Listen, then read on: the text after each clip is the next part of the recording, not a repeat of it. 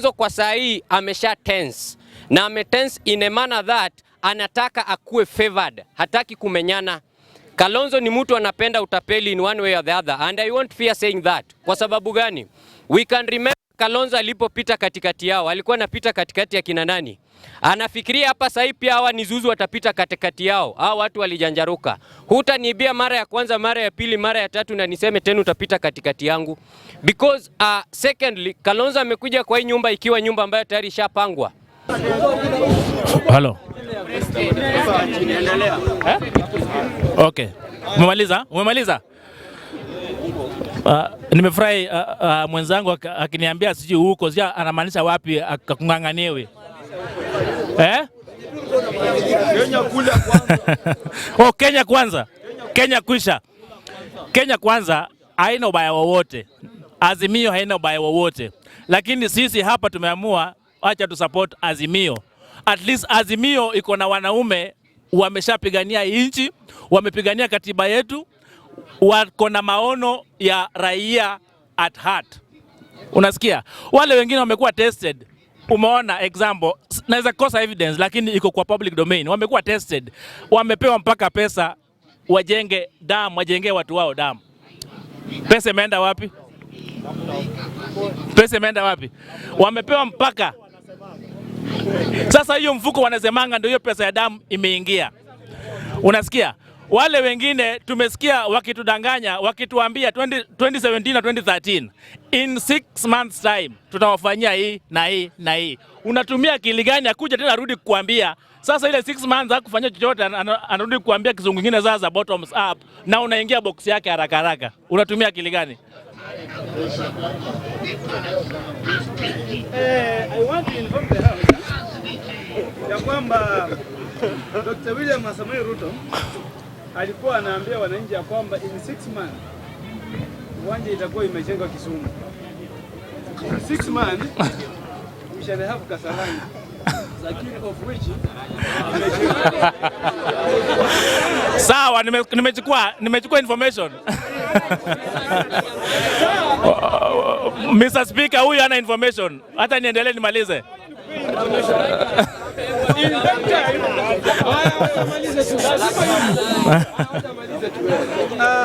Wakati Raila Ruto aliuza Uhuru Kenyatta, my friend Uhuru Kenyatta alikataa. Akasema hii vitu wewe usifanye. Uhuru ndiye amefanya. Mr. Speaker, hiyo information mimi sichukui. Atapata platform na kuja sema yake. Ruto kwanza, Uhuru ni mjanja, aliweka Ruto mbele aseme hizo uongo zote. Hakuna pali Uhuru kimsikiza vizuri kwa campaign rally zake hakuwaongea hizo mauongo. Ni Ruto alikuwa anawekwa mbele in 6 months time. Kwanza hii mambo ya laptop Ruto alisema mpaka na kikale. Mimi nikajua mtoto wangu atapata laptop. Mpaka saa hizi bado tunangoja. Unasikia?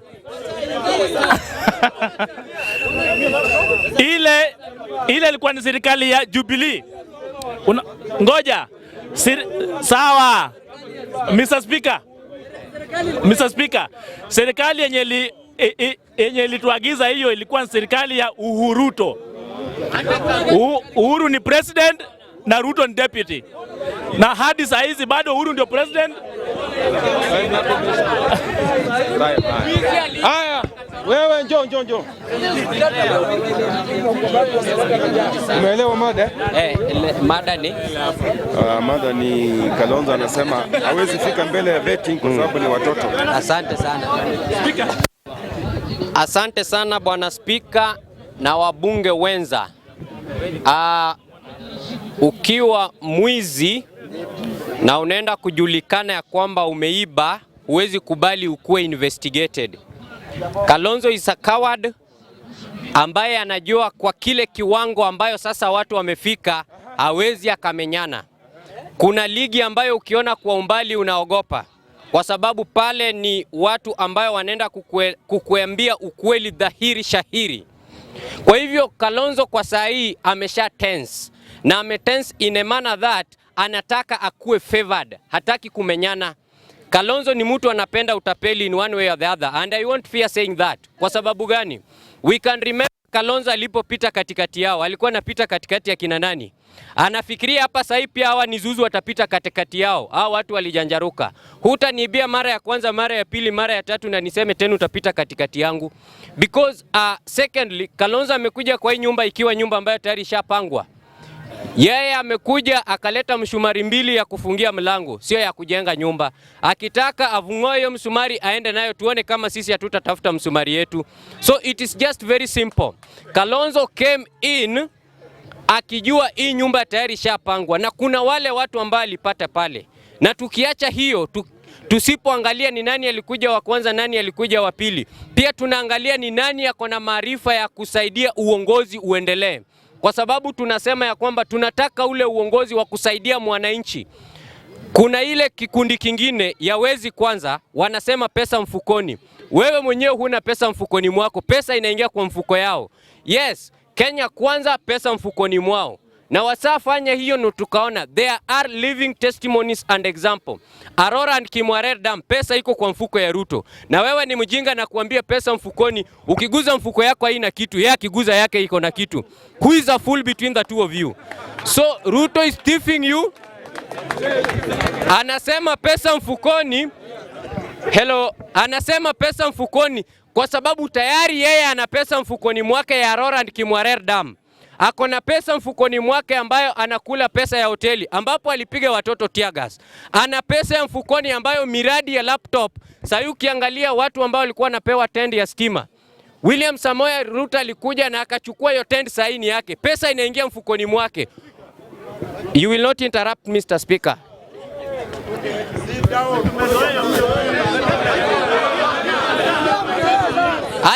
Acha ulize. Acha ulize. Yes, don't be happy, I know. The man is telling us, I'm telling you. Pesa ya Kimwarer, pesa ya laptop, iko kwa mfuko ya Ruto. Ya Ruto.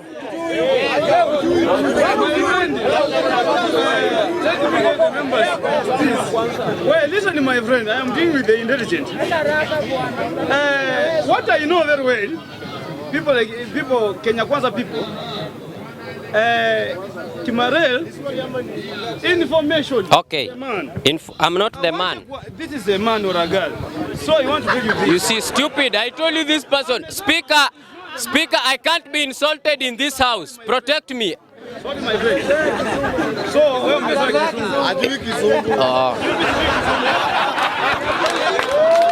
I accept. Sema Kiswahili. Sema Kiswahili. Wacha turudi nyumbani sasa. Ongea na Kiluya.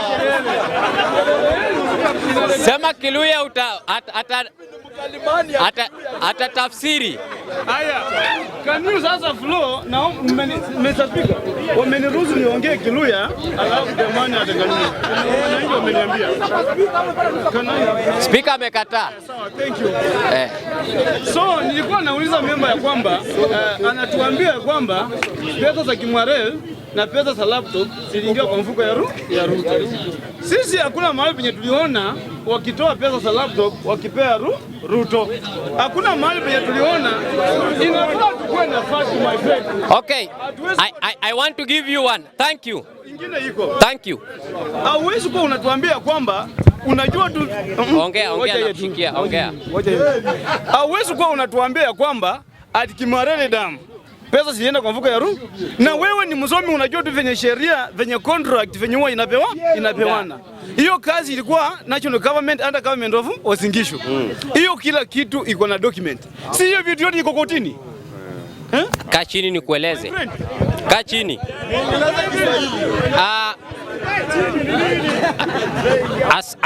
Asante sana mheshimiwa mwenzangu. Ukitaka kujua we ni mjinga, wakati tulisema 21 million, Ruto mwenyewe alitoka kwa kamera na akasema 7 million. Okay? Akasema 7 million. Sorry. Yes, just 7 billion. And in fact, 7 billion inaitwa just. Wewe mwenyewe 7 billion ukipewa hesabu utafaint bila kabla hujamaliza. Keti tuendelee. So I'm telling you. No. Speaker, I won't allow my time to be consumed. Let me highlight you. You will finish with the rest if you get the floor. Now sit down. if you want to know that Ruto knew this money very well, who was he to come in front of cameras and media and to tell us just 7 billion? He has a hand in that, and he knew everything. If it was about county government, is Ruto a county member? Is he in county government? Where is he involved? So William Samoei Ruto was the main thief na pesa ziko kwa mfuko yake. Wewe piga kelele, pesa mfukoni na hata saa hii unaenda kulala njaa. William Samoei Ruto ako na pesa mfukoni mwake. Yes. So the fact is, subiri, the fact is, within the 10 years that William Samoei Ruto have been in office, sayunge kuwa na hiyo pesa mfukoni mwako. Si ya kwamba ndio unaenda kuitafuta. So it will be very, very wrong. It will be very wrong for you to sing for your child ya kwamba pesa mfukoni mwako. In fact, sahi, ningekuwa mtoto wako ukisema pesa mfukoni nasema laptop ikuje. Because laptop must be the first one. Stadium second one, ndio pesa ingie kwa mfuko. And if I finalize, Kalonzo, we love you very much.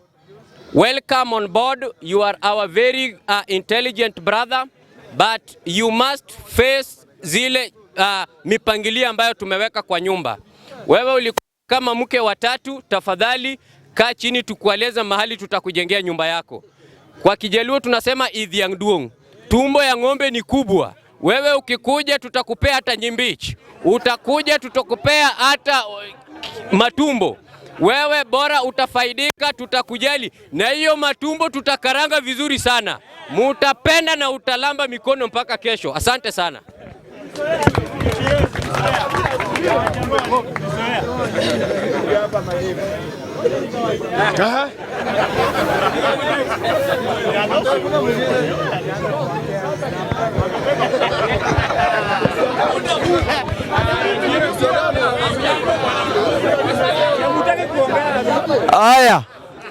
Aya.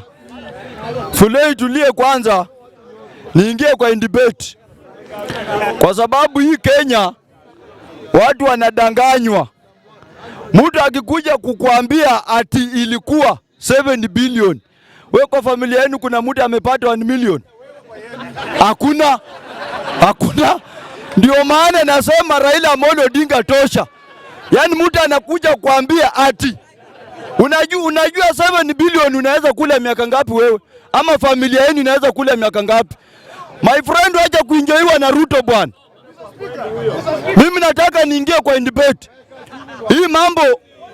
Hii mambo imekuja ya kuveti Kalonzo kwenda kwa panel. Tunaongea mambo ya Kalonzo kwenda kwa panel. Tunaomba Kalonzo pole. Na kazi yoyote ukienda venye mwenzangu amesema hapa, kazi yoyote ukitaka kuqualify lazima uende interview. Hakuna kazi utatoka tu hivi kwa nyumba yako na uingie kwa kampuni kama nyumba yako ama hata kwa choo unabisha. Hata ukienda kwa choo unabisha. Na Waislamu kuna ile dua wanaombanga before waingie. So Kalonzo lazima aende in vetting. Na kuveti mtu si makosa. Kuveti mtu ni kuonyesha tabia zako ni gani. Ukichukua na hiyo kitu naomba iendelee. Kwa sababu kama angeveti Ruto angekuwa makamu wa rais. Na hii tabia ako nayo mbaya sana. Ameoza tabia huyu kijana sana. Huyu kijana ameoza tabia sana. Alikuja akiwa mpole kwa Uhuru akaingia akamea pembe. Na hizo pembe ndio baba anataka ngoe, avunje.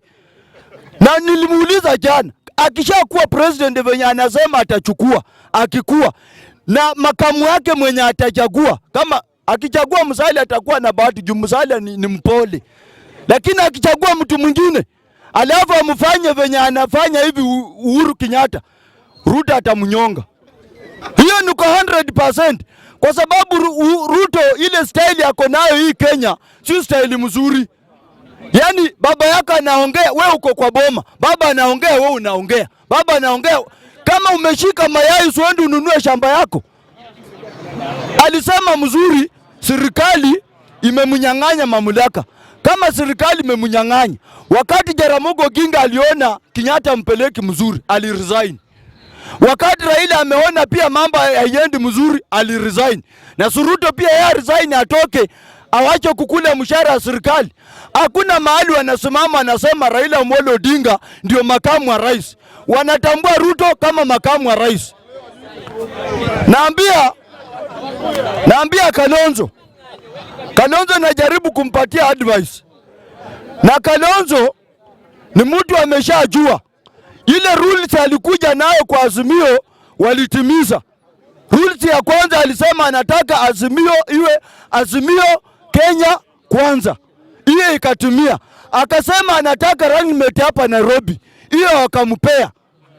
Sasa ile sheria Kalonzo amevunja, na nimerudia kusema na imufikie na asikie mzuri, ndio unaona anaenda vetting ya wajamuamini. Wamesema mahali popote ODM imeweka mtu na ODM iko stronghold ya ODM. Hakuna chama ingine hata kama ni Jubilee kupeleka mtu hapo. Amechukua Songo mwenye ameharibu hapa Nairobi, amepeleka Mombasa. Amepeleka Songo kufanya nini Mombasa? Kuonyesha huyu mtu ako nyuma ya Ruto. Baba, usikubali huyu mtu avetiwe, aulizwe maswali, na ile swali mtaanza na yeye, mumuulize ya kwamba kwa nini amechukua certificate ya Wiper amepea Kalonzo kwenda kusimama nayo Mombasa. Ruto amenunua Kalonzo, na zile pesa Songa anaenda kukambenia niko 100% Ruto ndiye amempea.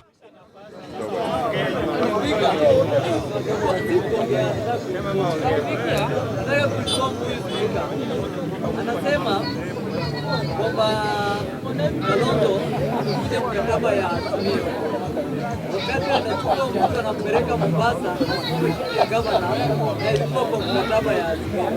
Nataka kumpea information hapa. Mwambie hapo mahali kama wakati mwingine pia wameregeshwa Azimio.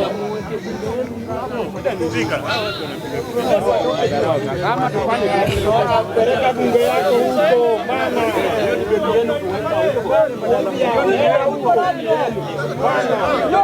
Unaishi na dada yako.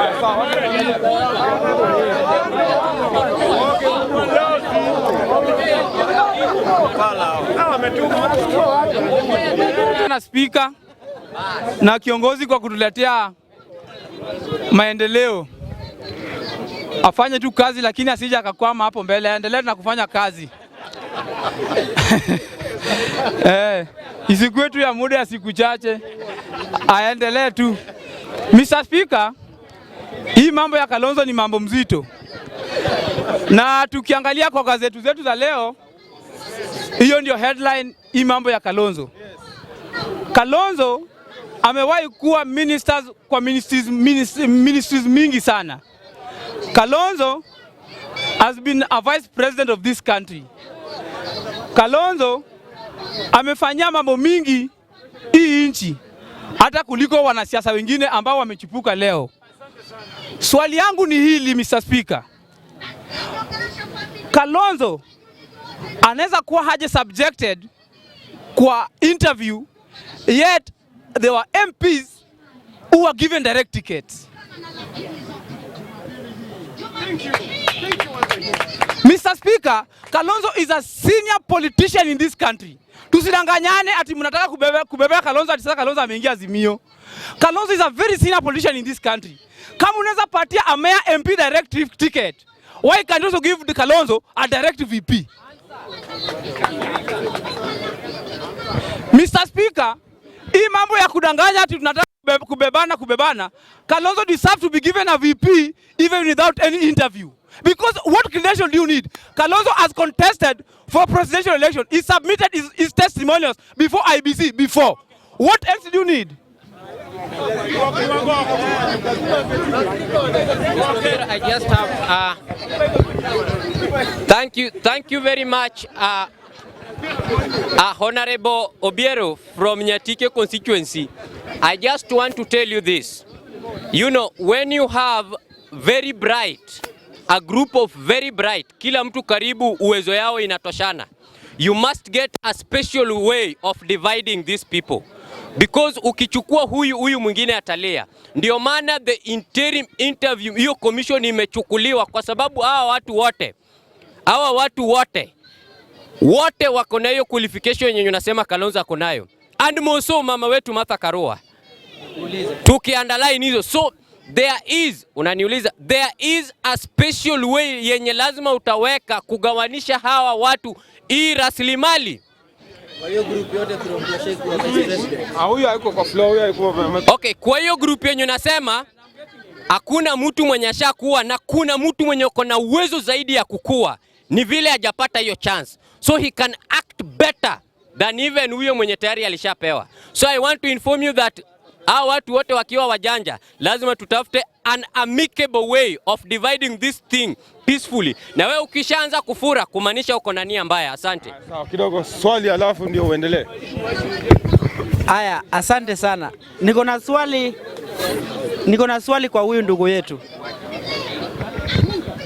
A deputy president is one of the appointee of the government. Tuelewane hapo kwanza. All appointees of the government are always being vetted. A deputy president a deputy running mate before becoming a deputy president is also like another individual citizen in Kenya. If all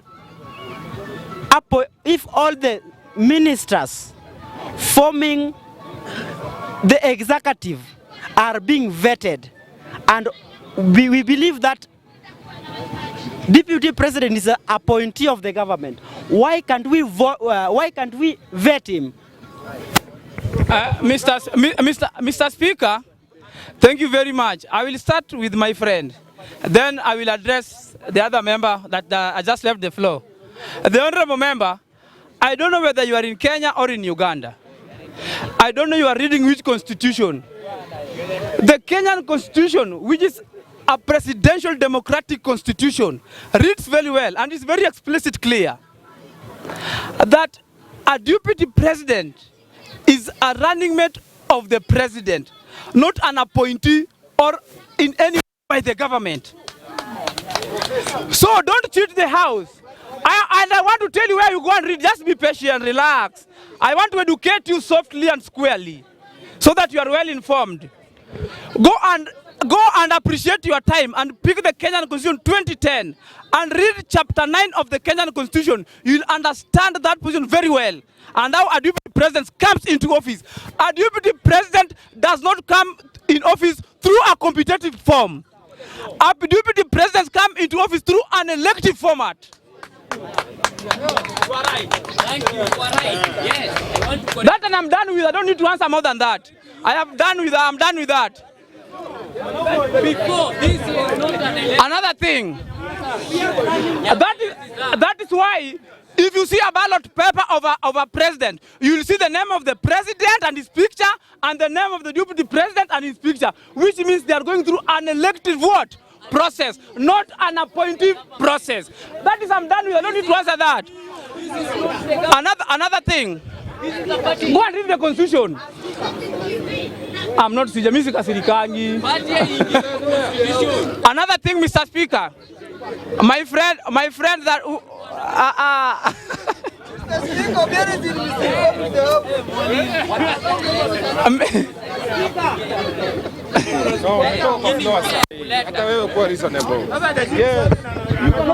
what is wrong?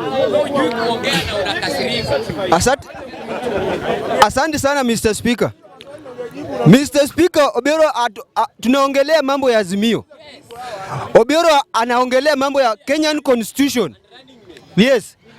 Mr. Obiero, I want to tell you that a running mate is an appointee of the president, is an appointee of the presidential candidate before election. No election, not election. Yes, not after election. After election, that is now the deputy president. Now we shall be talking about the constitution of Kenya after the election. Yes, thank you. Thank you. Mr. Speaker, let us just understand these are basic principles in law. When you talk of an appointee of the deputy, the leader, then it does not need to appear in the ballot paper. Are you getting that? It does not need to appear in the ballot. Do you know, let me just educate something here. If you go to the ballot paper and you happen to tick the deputy and you don't tick the governor or the president, it is counted in the same format. Are you getting that? So, let me, no, Mr. Let me finish that first. No, let me finish that one first. Let us talk at the material time. Mr. Speaker, there is nowhere, Mr. Speaker, there is nowhere in the Kenyan Constitution. Let us have the source of information. Let us not create our information. There is nowhere in the Constitution that says that the deputy governor or the deputy president is an appointee of the president. There is nowhere in the Constitution. Open the Constitution and tell me. There is nowhere.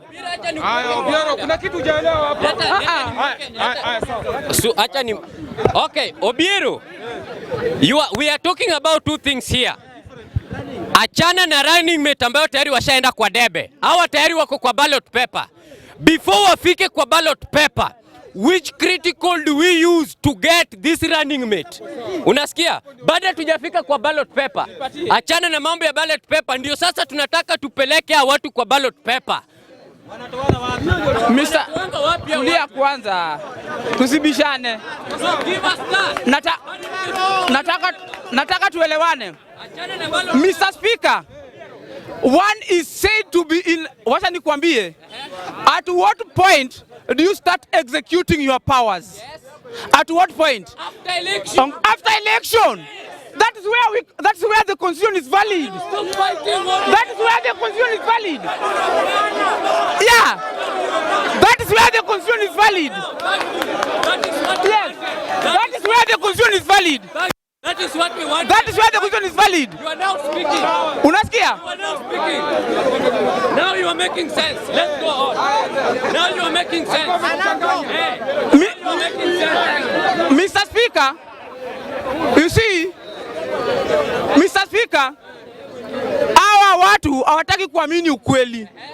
Mr. Speaker, kabla ukule kiapo na ukue elected na uingie kwa uongozi, you are not a deputy. Unasikia? You are just a mere citizen. No, ngoja. A mere citizen.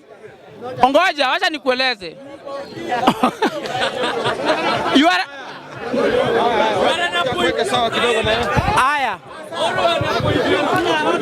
Aya. Ndugu yetu anatupoteza mahali. Yes. Aya, ndugu yetu anatupoteza mahali. Hebu nisikize. Aya. Tuliambiwa election is a process. Yes. Before being Aya. Nasema hivi. Tuliambiwa election is a process. Election is not an event. So for one to be a deputy president, the person must be a running mate. There is a difference between running mate and a deputy president. So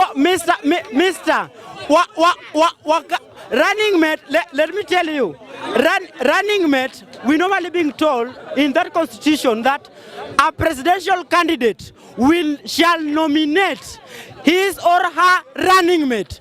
By doing nominating, this person will be counted as the member of executive, and all members of executive are being vetted. Omera, you are very wrong. Very wrong. Mr. Speaker, let us just agree. There is no day you will subject a nominee of a governor or a president through a vetting process. Was Deputy President William Ruto vetted before he was a Deputy President of Uhuru Kenyatta? He was not vetted. Where was he vetted? He was not vetted. So, Mr. Speaker, hii mambo ya kutuambia ati you want to vet somebody ndiye kwa deputy wa mtu, it is upon the discretion of Ngoja, wacha tu nimalize, utaniweka sawa. Utaniweka sawa. Don't lie to us. Mr. Speaker, mimi ninaamini sheria. Siamini fikira ya mtu. Na fikira sheria lazima ilindwe. Siwezi nikatumia fikira ya mtu kuexecute sheria. Kidogo watu wanasema umechanganya nyumba sana leo. Kidogo tu wakuweke sawa. Leo umechanganya nyumba sana.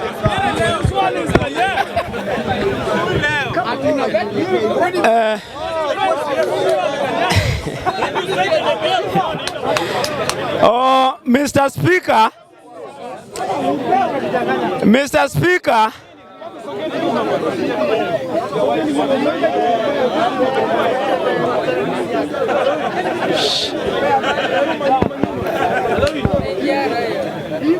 Mr. Speaker, my fellow member of parliament is lying to the House. There are processes that are set when you want to choose your deputy. You can nominate him, you can vet him, you can do whatever you like with him, provided that that process will become the best. When we are going for nomination, it is also, they have to be vetted, but some are being done without public knowing. Yes. When William Ruto was appointed the deputy president of Uhuru Kenyatta, they vetted him and they found him fit to be the deputy. How that process was done is what we have not been told. But in Azimio tunaweka vitu wazi. Yes? Yes. So if Kalonzo want to copy-paste what Obiero is telling us here, Kalonzo will not be the deputy president of Azimio unless akubali vetting. Kama hata kubali vetting, akuwe deputy wa Obiero. Asante Mr. Speaker. Aya, Mr. Speaker, wacha nimalizie, lakini hata sijaongea, kulikuwa tu ni maswali left, right and center. Mimi nasema hivi Mr. Speaker, timekeeper sijui ameenda wapi, lakini ako tu around. Mimi nasema hivi, idea ya Kalonzo kutoenda kwa kiti ama kwenda kwa panel ya vetting ako sawa. Hata kama ameenda, lakini idea yake mimi naiunga mkono. Sababu Mr. Speaker, nasema na sababu hizi. Mr. Speaker, kwa historia ya hii nchi na wale watu ambao tunajua kisiasa, rafiki yangu amesema ati kuna special angle ya kueliminate watu kwa system.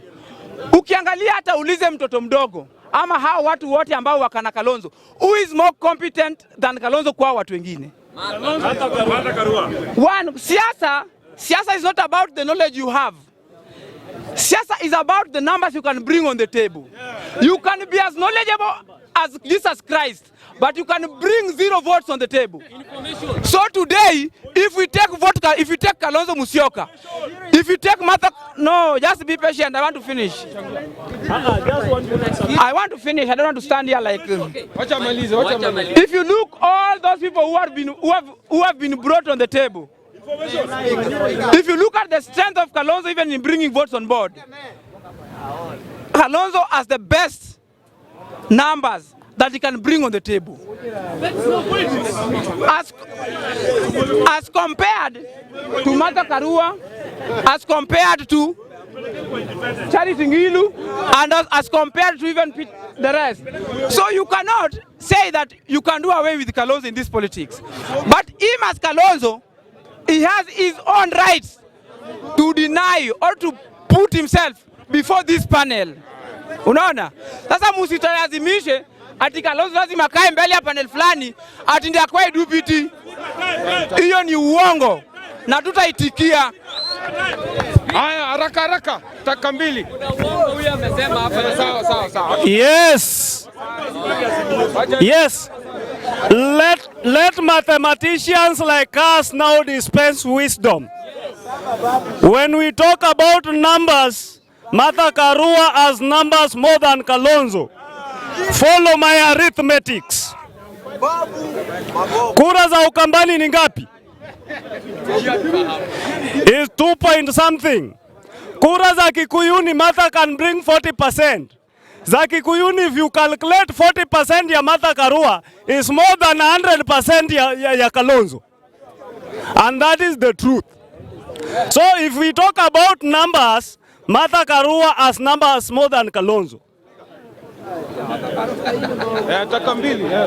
Martha Karua has numbers more than Kalonzo.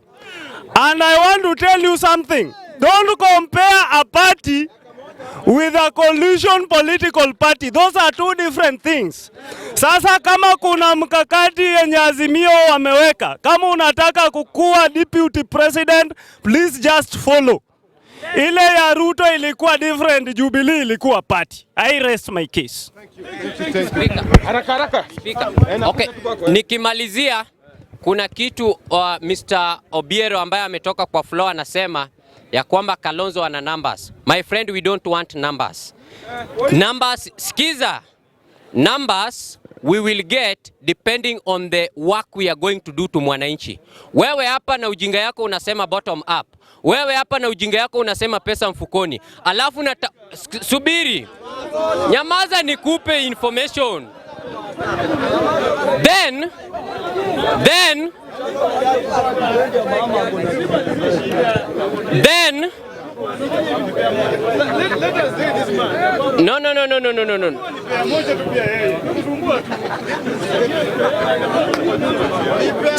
Speaker, achana na watu wanangangania viatu. Tuendelee. The issue is like this.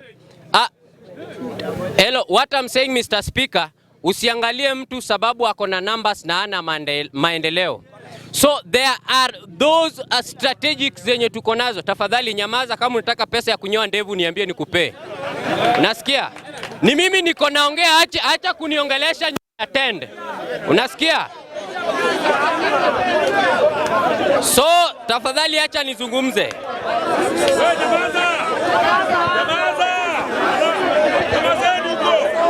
Fiti.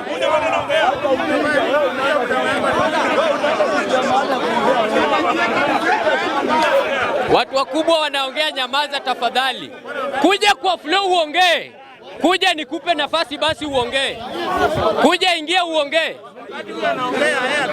Kuja ongea. Kuja ongea kama unataka kuongea.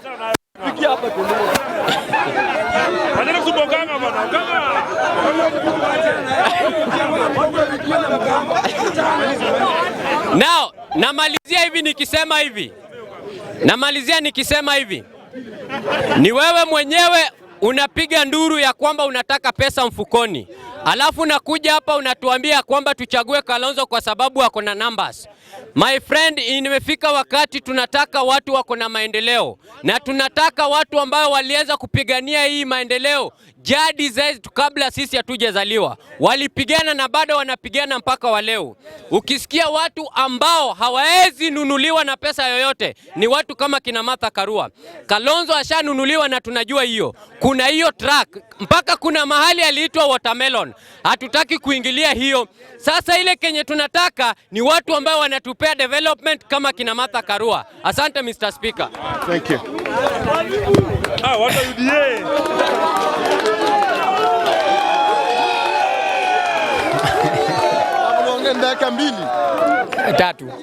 Now, Mr. Speaker, tulieni. Mr. Speaker, I wish ningekuwa na time. Tuelezea watu vile mathematics ya running mate napigwa. Mr. Speaker, kuna wakati fulani wamekuwa wakichanganua sana mambo ya running mate wa the two presidents. Now let me try to make the one for the Azimio. Mr. Speaker, according to Raila Odinga, Raila alikuwa anaomba Honorable Raila Odinga alikuwa anaomba sana kama angepata running mate kutoka Ukambani. Prayer yake ilikuwa kwamba hangechukua Kalonzo Musyoka, alikuwa achukue Ngilu. Number 2, Mr. Speaker, in Central Kenya kuna watu ambao wanataka running mate ambao atachaguliwa akuwe running mate wa Raila Odinga, na watu wa ODM hawamtaki. Tukifuatilia tu vizuri siasa ya Kenya, hawamtaki. Mfano kama the Jubilee government, the Jubilee inataka running mate wa Raila Odinga akuwe Peter Munya. They praise Peter Munya sana. Na according to Munene Macharia anasema kwamba Peter Munya is more favorable to Raila Odinga kwa kuleta kura kutoka those side of Tharaka Nithi and Meru compared to Karua. Karua ndio wanataka Karua because Karua analeta that equality of the women. Maybe the women can vote for Karua. Lakini wanaangalia bado Karua has convinced the Kirinyaga voters. So hata kuwa na impact kubwa to Azimio la Umoja, Mr. Speaker. Kwa hivyo Peter Munya angekuwa more favorable kwa sababu ange attract the votes from the Tharaka Nithi side and Embu and Meru, angewaletea kura. Lakini the other side itakuwa ngumu. Na with Kalonzo Musyoka, Mr. Speaker, becomes the best running mate for Raila Odinga kwa sababu yeye akona already 2 million votes ambao akonazo kwa mfuko. So yeye akiconvince those votes that are likely to come to Raila Odinga direct without doubt. Lakini now the problem ni kwamba this politics about interest. Now the interest of the Jubilee government ni kwamba they want to remain in power. At the same time, if they want to remain in power, they are looking at huyu running mate atakuwa wa Raila Odinga in case Raila Odinga wins election. Huyu running mate atakuwa na impact gani to the people of Central Kenya? Ndio maana wanaoleta the issue of Karua and Peter Munya comes in. Wanaogopa Peter Kenneth kwa sababu wanasema Peter Kenneth ni muoga. Akifika pale hata kuwa na impact kubwa the people of Central. Nani dakika mbili? Sawa. Asante sana Mr. Speaker.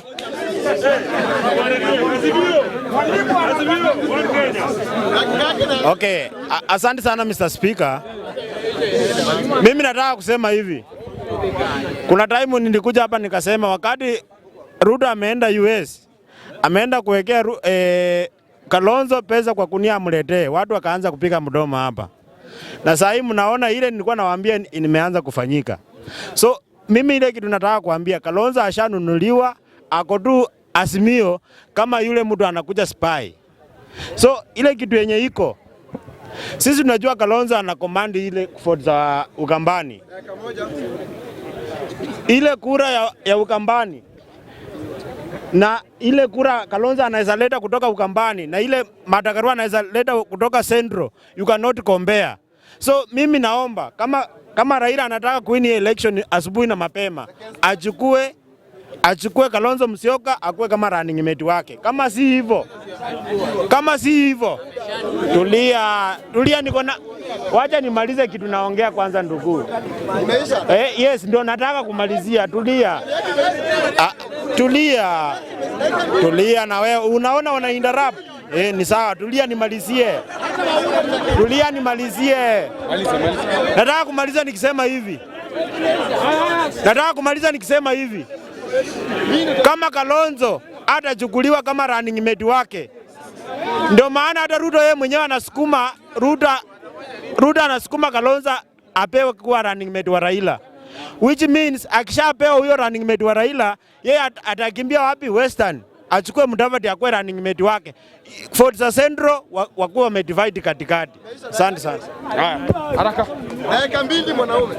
Ni mgeni. Mr. Speaker, nafikiri hakuna mtu ajui hapa.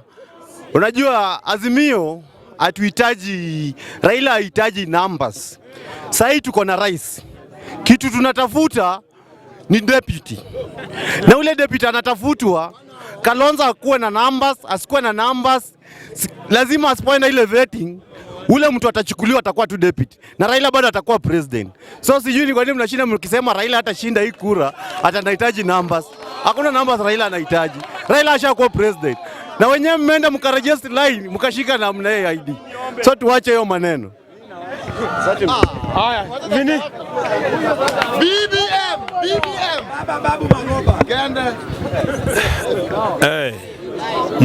Ningependa kuwajulisha watazamaji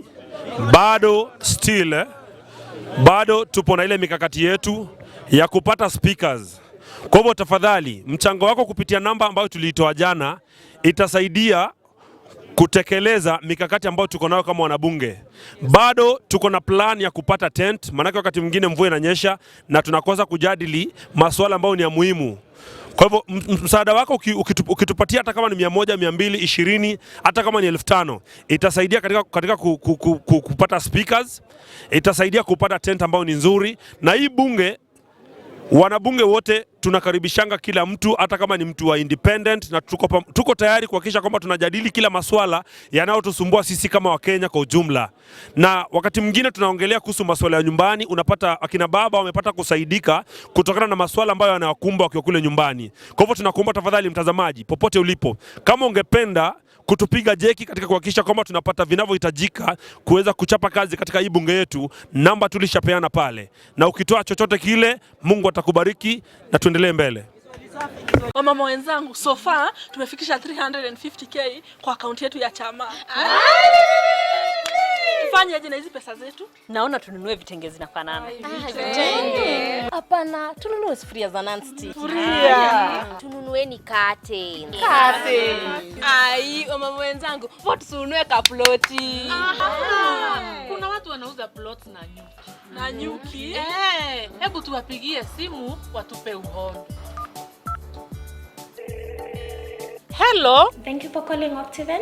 How may we assist you? Can we get a plot with 350,000 in Nanyuki? Yes, you can get a plot at the Great Oasis Gardens in Nanyuki today for as low as 349,000 shillings. They're inspiring, but